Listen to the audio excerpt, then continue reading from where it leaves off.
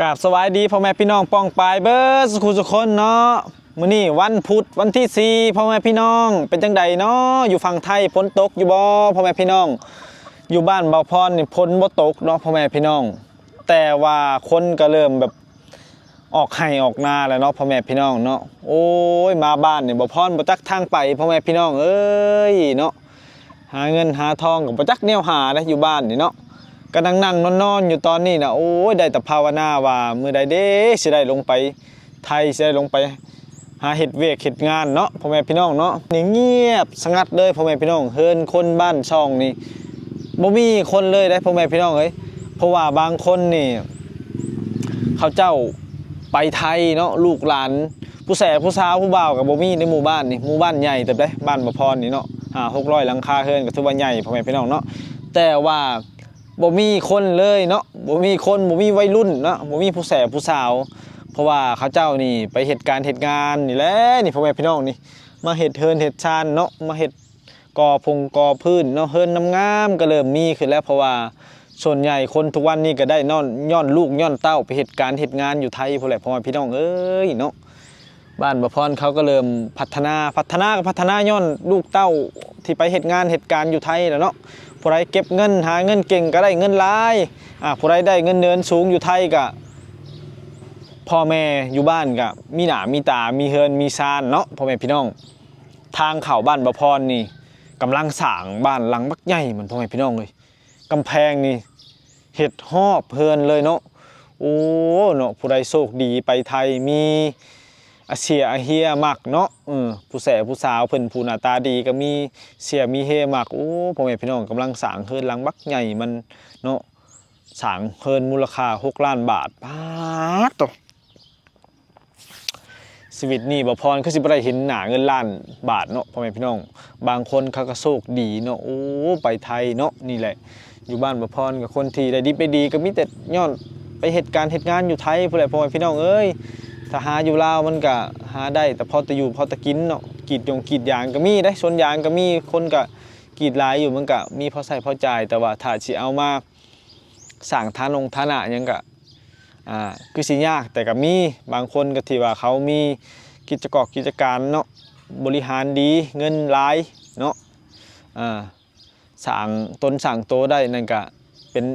ความสามารถของเขาเนาะนี่บ่พรมาเห็นโอ้เนาะบ้านบ่พรนี่เนาะมีแต่คนเฮ็ดเริ่มเฮ็ดเทินเฮ็ดหยังงามๆแล้วเนาะลูกเต้าบางคนก็2-3 คนไปหาเงินเดือนไปหาเงินอยู่ไทยเนาะเงินเดือน10,000 บาท15,000เนาะฝากคนละ 6-7 พันหลายคนก็แป๊บเดียวได้เฮ็ดเทินเฮ็ดชานนี่เนาะพ่อแม่พี่น้องนี่แหละนี่เฮือนคือเฮือนอ้ายบ่พรนี่ก็ลูกเพิ่นอยู่ไทยได้ผู้เดียวเนาะผู้สาวเฮ็ดอยู่ไทยนี่ก็พอได้เนาะทุกคนเนาะพอได้เฮ็ดเฮือนผอกเฮือนไผ่เนาะซ้ำนี่ก็โอเคแล้วเนาะอยู่ไทยนี่ดีหลายอย่างเนาะพ่อแม่พี่น้องหาเงินหาคำก็ได้ถ้าผู้ใดประหยัดเนาะถ้ามาอยู่บ้านคือบ่พรเนี่ยนี่บ่พรเฮ็ดหยังบ่พรมาอยู่บ้านนี่นั่งซึมๆลุกๆย่างๆบ่จักทางไปเนาะรถล่างก็บ่มีขับบัดนี้เพราะว่าบ่มีรถเนาะพ่อแม่พี่น้องก็มานั่งเล่นนั่งนี่แหละบ่พรก็ได้มื้อนี้ก็สีครึ้มๆฝนคือว่าสิตกก็บ่ตกพ่อแม่พี่น้องเอ้ยอยู่ทางปักเซใต้นี่บ่อนบ่พรหาเฮ็ดเพาะน่ะโอ้ยนั่นตกคู่มื้อนั่นตกเบิดมื้อเบิดคืนเพราะว่าทางปักเซใต้ทั้งพุ่นน่ะมันยังมีภูเขาเนาะมีภูเขามีป่าหลายพ่อแม่พี่น้องทางบ้านบ่พรบัดมีป่ามีหยังบ่ค่อยหลายมันก็เลยแบบฝนบ่ค่อยตกเนาะนั่นแหละพ่อแม่พี่น้องเอ้ยมาอยู่บ้านก็โอ้ยเนาะบ่พรก็คิดอยากไปไทยแล้วแต่ว่าอาการโรคประจำตัวก็เริ่มดีเริ่มเศร้าแล้วพ่อแม่พี่น้องเอ้ยเศร้าเมื่อยเศร้าหอบแล้วบ่พรก็ดีอกดีใจแล้วเดี๋ยวก็สัก10-20 มื้อก็สิบ่ฮอด20 มื้อดอกก็สิลงไปเล่นอยู่ไทยแล้วเนาะลงสิไปเหตุการณ์เหตุงานแล้วพ่อแม่พี่น้องเอ้ยเนาะคนเฮาอยู่บ้านอยู่แบบนี้ก็มันบ่มีเงินมีคำใช้ได้ใช้เงินวันละ1,000 บาท500 บาทนี่500 บาทย่างเข้าตลาดบ่ได้หยังซ้ำเนาะคันซื้อเกือบกับซื้อขนมมักพริกแป้งโน่ก็ได้แต่3-4 ถุงเท่านั้นเนาะถุงหนึ่งก็170,000 กีบ100,000 เขาว่าเป็นเงินแสนเว้าเป็นหลัก ราคา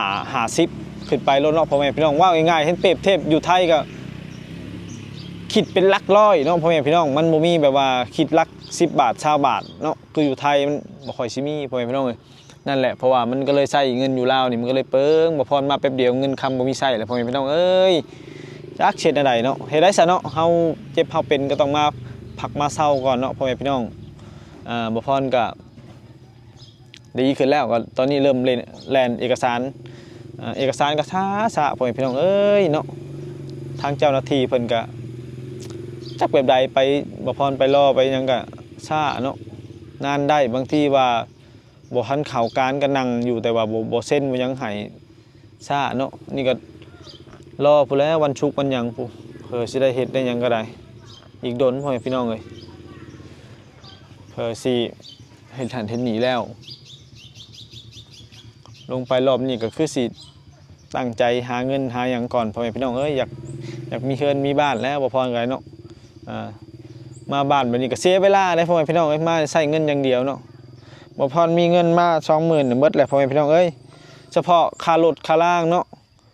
ก็หมดไปแล้ว 2-3 พัน 4-5 พันเนาะค่ารถนี่ก็ได้ซื้อกินนี่ก็โอ้เห็นว่าตอนบ่พรนั่งรถขึ้นมาจากภาคใต้พ่อแม่พี่น้องซื้อกินนี่ปิ้งไก่ปิ้งหนึ่งก็7-80 พันเนาะ7-80 พันแสนเนาะคันเขาเบิ่งเฮาแบบว่าคนมาแต่ไทยนี่เขาให้อยากว้าวเอาพ่อแม่พี่น้องเอ้ยบ่พรถามว่าปิ้งเท่าไหร่นี่แสนกว่าบ่พรบอกโอ้ปิ้งใหญ่เนาะปิ้งเท่าไหร่นี่ปิ้งแสนกว่าเพิ่นว่าบ่พรบ่ซื้อเนาะบ่พรว่าโอ้ยมีแต่ไก่บินหลายบ่พรว่าบ่กินดอกเพิ่นก็ลดลงมาแล้วบัดนี้ลดลงมาว่า65,000หรือว่า75,000ก็ได้แบบนี้ได้คันเบิ่งเฮานี่คือสิมีเงินหน่อยๆนึงก็อยากว้าวเอาเนาะโอ้ยเนาะมีเงินใส่เด้เนาะเงินค่ารถกูก็จ้างหมดเลยมาขายให้กันแพงไปสิเนาะพ่อแม่พี่น้องน้ำขวดละ10-20 พันขวดใหญ่นี่น่าจะ25,000หรือ20,000พ่อแม่พี่น้องเพราะว่าขวดน้อยเขาบางร้านนี่เขาจะขาย10 กว่าพันกีบ20 กว่าพันก็โอ้ขวดละ40 บาทขวดน้ำเนาะน้ำขวดใหญ่นี่20 กว่าพันนี่ก็ขวดละ40 บาทได้ถ้าเป็นคนไทยเนาะถ้าไล่ตามเรทจริงๆนี่20 บาทมันต่อ 12,000 40 บาทก็40 บาทก็โอ้20 กว่าพันพ่อแม่พี่น้องเอ้ยนั่นแหละมันบางสิ่งบางอย่างกับอยู่ลาวนี่ถ้าไผสิมาเล่นมาเที่ยวก็ศึกษาดีๆเนาะถ้าเฮาเฮ็ดคือแบบซื้อง่ายมักง่ายเขาแฮงปั่นราคาเฮาแม่ค้าเขาอยากตัวเอาราคาเนาะเว้าได้เว้าเอาได้ยังกระแพงพ่อแม่พี่น้องเอ้ยอยู่บ้านนี่ฉันแหละบ่พออุกใจหลายขนาดมาบ้านนี่อยากไปกินเผลอกินก๋วยเตี๋ยวบ่พรยังบ่กล้าเด้ทุกคนเด้มันแพงเนาะบ่มีเงินเนาะต้องประหยัดเนาะกินมักม่วงแถวนี้พ่อแม่พี่น้องเอ้ยบ่พรกินมักม่วงแถวนี้แหละนี่ต้นมักม่วงบ่พรใช่เบิ่งเนี่ยเอานี่กินกับข้าวนะบ่พรนะไม่สนใจดอกบ่พรนะกินแล้วไปพ่อแม่พี่น้องมักม่วงนี่มักม่วงหลายเด้มีแต่มักม่วงนี่แหละกินยังได้ก็กินไปเนาะถ้าได้เฮ็ดได้หอยก็กินเฮ็ดกินหอยถ้าเฮาสิไปซื้อกินปิ้งไก่แนวแซ่บๆเนาะโอ้บ่ไหวเนาะตายโลดพ่อแม่พี่น้องเอ้ยว่าง่ายๆนะ5,000 บาทใช้บ่ได้ฮอด10 วันซ้ำถ้าไปซื้อกินนี่อันนี้บ่พรเว้าจากใจโลด50 บาทนี่บ่แม่น5,000นี่ซื้อบ่ได้ฮอด10 วันเด้ถ้าสิซื้อกินอย่างเดียวนี่หลักแสนหลัก2 แสนหลักแสนหลัก2 แสน1,000นี่บ่ฮอดค่ำหมดโลดเด้นั่นแหละพ่อแม่พี่น้องเอ้ยคลิปนี้ก็จบเป็นเพียงเท่านี้เด้อขอบคุณขอบใจผู้ใดเข้ามารับชมคลิปบ่พรก็ฝาก